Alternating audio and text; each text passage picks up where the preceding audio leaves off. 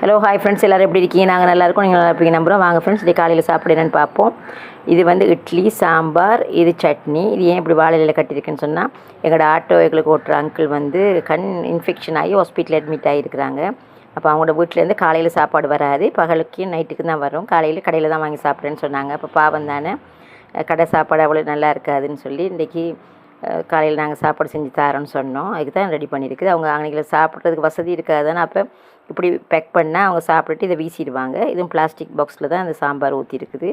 இது வந்து சாம்பாரில் முருங்கைக்காய், கத்திரிக்காய், கேரட், உருளைக்கிழங்கு, சின்ன வெங்காயமெல்லாம் போட்டிருக்குது. போஞ்சி மறந்துட்டேன் ஃப்ரெண்ட்ஸ் வாங்குறதுக்கு. சரி, என்ன செய்ய, இருக்கிறத வச்சு அட்ஜஸ்ட் பண்ணது. இது பொட்டுக்கடலை வச்சு அரைச்சிருக்குது சட்னி.